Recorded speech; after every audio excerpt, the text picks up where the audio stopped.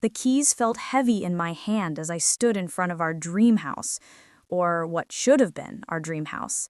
David and I had spent 3 years planning it, choosing every detail from the exposed wooden beams to the wraparound porch where we talked about growing old together. Now it belonged to Amber, his 23-year-old mistress, sold for less than the price of a coffee. My name is Rebecca Mitchell, and at 35, I never expected to be starting over. But here I was, watching my husband of 12 years pack his bags while wearing the smug expression of a man who thought he'd won. "You can't do this," I said, my voice steadier than I felt. "We built this house together." David barely glanced up from his packing. "Actually, I built it. My name's on all the paperwork, remember? You were too busy with your law practice to deal with the tedious details, as you called them." He was right about that part. I trusted him completely with overseeing the construction while I focused on building my career as a real estate attorney. The irony wasn't lost on me. "So you just gave it to her for $1?" I asked, watching his reaction carefully. His smirk widened. "It's a perfectly legal transaction, Becca. You should know that better than anyone. $1 is valid consideration for a property transfer. The deed's already recorded. There's nothing you can do about it." I thought about the document I'd discovered just hours earlier, buried in a stack of construction paperwork. David wasn't as clever as he thought he was, and he certainly wasn't as careful. "You're right," I said softly. "The deed is recorded, every single page of it." Something in my tone made him pause. He looked up, his confidence wavering slightly. "What's that supposed to mean?" "Nothing," I replied, turning toward the door. "I hope you and Amber will be very happy here, though you might want to read the fine print before you get too comfortable." "What fine print?" he called after me, but I was already walking away. Let him figure it out on his own. I drove to my office, my mind racing back to the moment everything had changed. It was 2 weeks ago, and I was working late at my law firm. A colleague stopped by my office looking uncomfortable. "Rebecca," she said, hesitating in the doorway, "I think there's something you should see." She handed me a property transfer document, the deed to my dream house, transferred from David to Amber Collins, for $1. The date on it was 3 days earlier. I sat there, staring at it, feeling like the floor had dropped out from under me, but shock quickly gave way to determination. I was a real estate attorney, after all. If David thought he could outmaneuver me in my own field, he was about to learn a painful lesson. I spent the next 2 days digging through every document related to the house's construction. David had handled all the paperwork, insisting it would be easier if everything was in his name since he was managing the build. I'd agreed, trusting him completely. What I found buried in those papers changed everything. The deed to the house contained a special provision, one that David had either missed or never bothered to read. It was common in custom builds in our area, a clause stating that if the property was sold for less than market value within the first 5 years, it would trigger an automatic review by the county assessor's office. But this wasn't just any review. The clause specified that in such cases, the property would be reassessed at current market value, and any difference between the sale price and market value would be subject to immediate tax assessment, payable by the seller. Our house was worth $2.8 million. David sold it for $1 million. The tax bill would be astronomical, and it would fall entirely on him. The best part? The clause was buried in the deed restrictions, which transferred with the property. There was no way to undo it without my signature releasing a restriction. I smiled, remembering the look on David's face when I mentioned the fine print. He figured it out soon enough, probably when the county assessor's office contacted him about the pending tax assessment. My phone buzzed. A text from David. "What did you do?" I ignored it, focusing instead on the other document I discovered. It was a bank statement showing transfers from our joint account to a separate account in David's name. He'd been moving money gradually, preparing for his exit. But he'd made one crucial mistake. He used our joint account to pay for the house's construction. Every penny spent building that house could be traced back to our marital assets. In our state, That meant I had a claim to half its value, regardless of whose name was on the deed. Another text. Answer me, Rebecca. What fine print? I set my phone aside and pulled up the county assessor website. Right on schedule, there it was, a notice of review triggered by the recent sale. David would be receiving official notification any moment now. My phone started ringing. David's name flashed on the screen, but I let it go to voicemail. Let him sweat for a while. I spent the rest of the afternoon preparing documents, a claim for division of marital assets, a petition for emergency injunction to prevent any further property transfers, and a detailed accounting of every penny spent on the house's construction. By the time I left the office, I had 7 missed calls from David and a dozen increasingly frantic texts. The last one read, "You knew about this. You knew this would happen." Of course I knew. I was a real estate attorney who specialized in property transfers and tax law. Did he really think I wouldn't find a way to protect myself?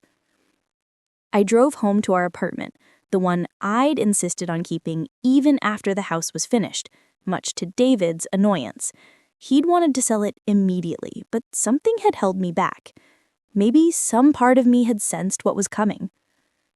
As I parked, I saw David's car in the visitor spot.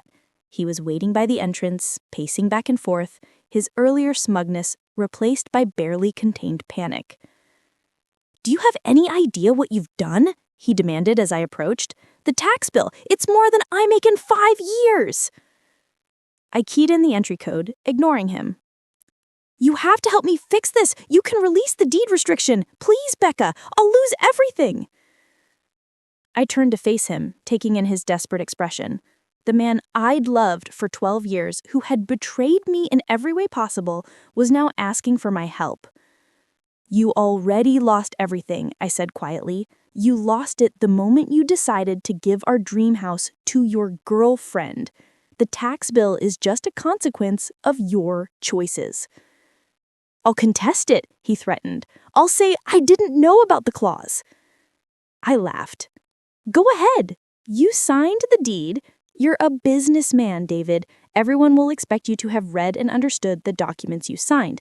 But please, by all means, tell a judge you transferred a $2.8 million property for $1 without reading the deed restrictions. I'm sure that will go over well." The color drained from his face as the reality of his situation sank in. "What do you want?" "Want?" I repeated. "I don't want anything from you. You made your choice. Now you get to live with it." I unlocked my apartment door and stepped inside, leaving him standing in the hallway. Through the door, I heard him call out, "What about Amber? She can't afford the property taxes either." "Then I guess she'll have to sell. Hope she gets more than $1 for it." I closed the door on his protests and leaned against it, my heart pounding. The first phase of my plan was in motion. David had just discovered the tax implications of his impulsive decision, but he had no idea what was coming next. Tomorrow, he'd be served with my petition for division of marital assets. The day after that, he'd learn about the emergency injunction preventing any further property transfers. And by the end of the week, he'd realize that his attempt to hide our joint funds was about to backfire spectacularly. My phone buzzed again. Another text from David.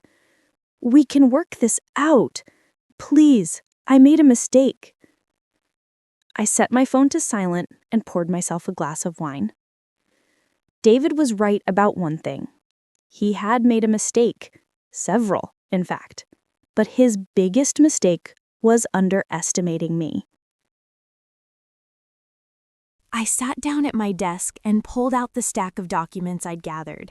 Every bank statement, every construction receipt, every transfer from our joint account. It all told a story of betrayal, yes, but also of carelessness. David had been so focused on his affair with Amber that he'd gotten sloppy with the details. And details, as any good attorney knows, are everything. The next morning, I arrived at my office early. 3 manila envelopes sat on my desk, the serving papers for David, ready to be delivered. I checked my phone. 5 more missed calls and a string of increasingly desperate texts from him. The county assessor called. The tax bill is $980,000. Please, help me fix this. Amber's freaking out. She can't afford the property taxes. We can work something out. Name your price. I set my phone aside and focused on my computer screen. The county records showed that the deed transfer to Amber had been officially recorded. Perfect. Now she was legally responsible for the property taxes going forward, while David was on the hook for the transfer tax bill. My assistant knocked on my door. "Rebecca, your 9 a.m. is here." I nodded, straightening my jacket. "Send him in."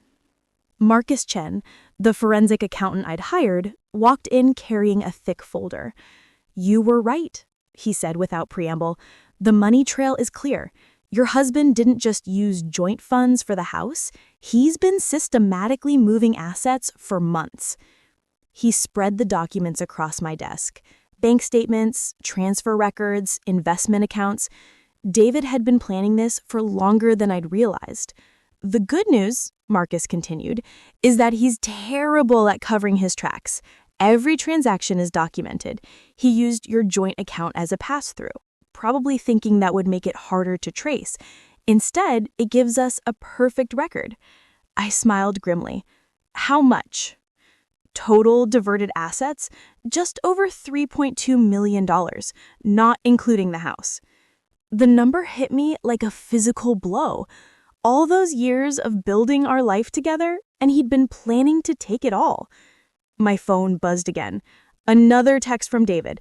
"The bank is threatening to freeze my accounts. What did you do?" What I'd done was file an emergency asset freeze as part of my divorce petition. Given the evidence of his financial maneuvering, the judge had granted it immediately. "The timing works in our favor," Marcus said, gathering his papers. "Most of these transfers happened after he started his relationship with Amber. We can argue this was premeditated fraud." I thanked Marcus and walked him out. When I returned to my office, there was a new email from the county assessor's office. They'd completed their review of the property transfer. The official tax bill would be issued today. Right on cue, my phone rang. This time, it was Amber. "Ms. Mitchell," her voice was shaky, I need to talk to you about the house." "You mean your house?" I kept my tone professional. "The one you bought for $1?" "I didn't know," she said quickly, "about the tax thing. David never told me. I can't afford the property taxes, and the bank won't give me a loan because—" She trailed off. "Because you have no equity in the property," I finished for her, "since you only paid $1 for it." "Please," she said, her voice cracking, "I don't know what to do. David says his accounts are frozen, and I don't have that kind of money." I leaned back in my chair, thinking about the young woman on the other end of the line. She was barely older than my youngest sister. "Sell it," I said finally. "That's your best option. The property taxes are due in 30 days. If you sell now, you can use the proceeds to pay them and walk away with something." "But won't David be mad?" I almost laughed. "David's anger is not your problem anymore, Amber. He used you as a pawn in his game, and it backfired. My advice? Get out now while you still can." There was a long pause. "He said you'd try to take the house back," she said softly. "That's why he put it in my name."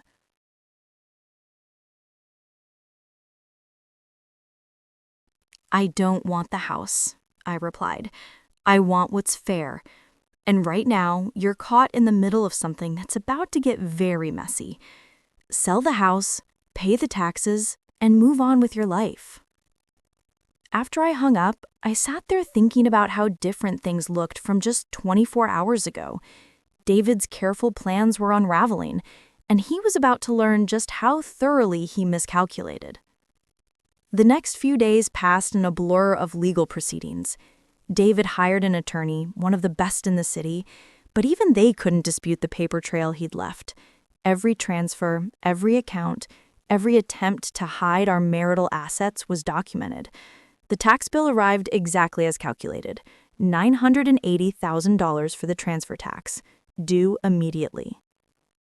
David's attorney tried to argue that the deed restriction was unconscionable, but the judge didn't buy it.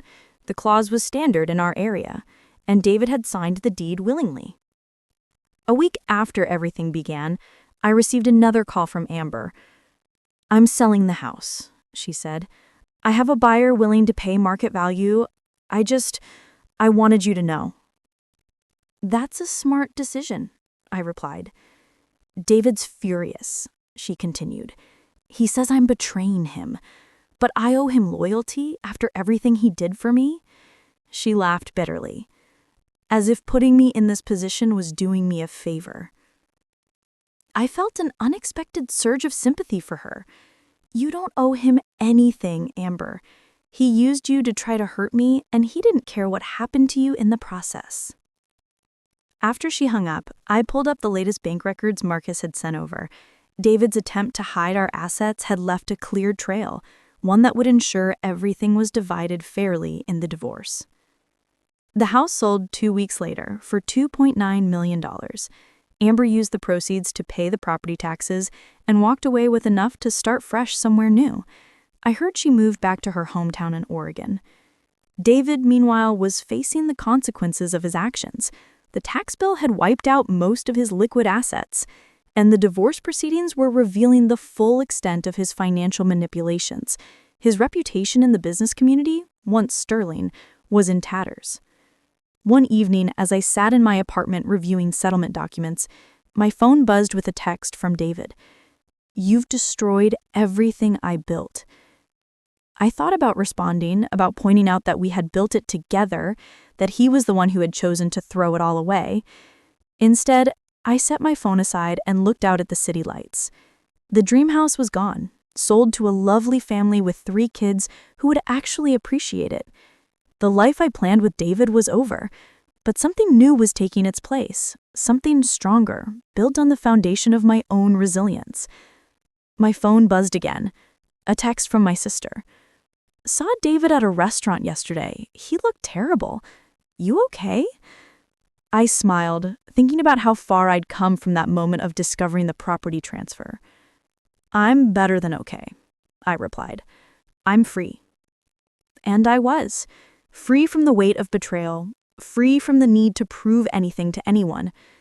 David had tried to take everything from me, but in the end, he'd only succeeded in showing me my own strength. The dream house was gone, but I was still standing. And that, I realized,